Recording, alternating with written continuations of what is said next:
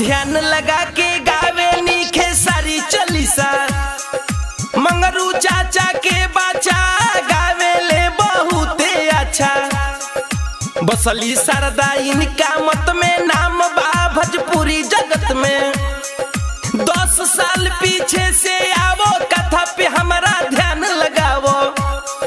कथा के बदली आगे दिशा सुनत रह के सारी चालीसा।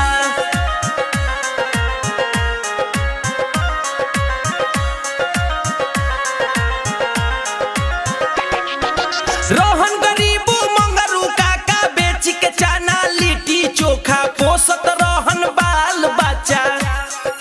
कथा के भइल अब शुरुआत कहतानी असली बात।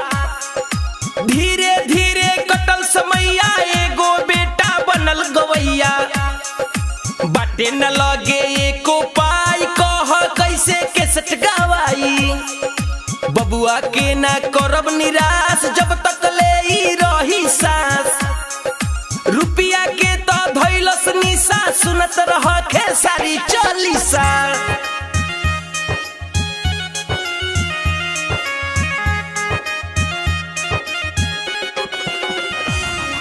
रुपया पैसा कर्जा लेके गवले गाना सुपर टॉप। कतने के सच भइल फ्लॉप।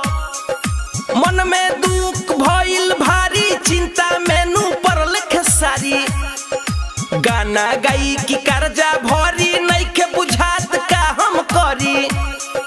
पैसा मोए डूब गइल सपना सोचल टूट गइल। सोचले मन में एगो बात मेहनत करब दिनों रात। गाइब गाना खींचब रिक्शा सुनत रह के सारी चालीसा।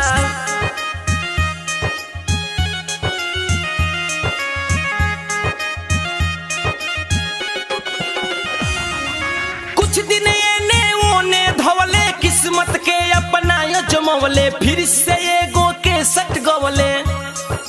भाग के पासा गईले जीत के सट भइल सुपर हिट। बन गईले ई सुपर गायक मन में सपना बनती नायक।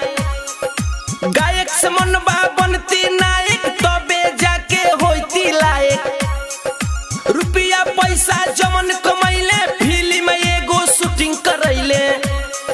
साजन चले ससुराल के खिस्सा सुनत रह के सारी चालीसा।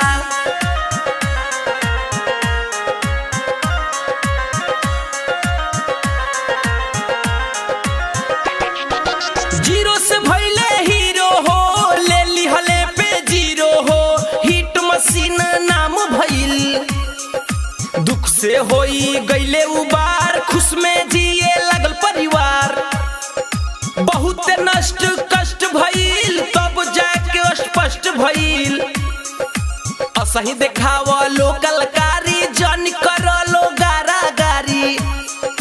बाबू परदेसी दीपक दुलरुआ कहे जिंदगी हई धुआं। गेहूं के साथे घुनो पीसा खत्म भइल खेसारी चालीसा।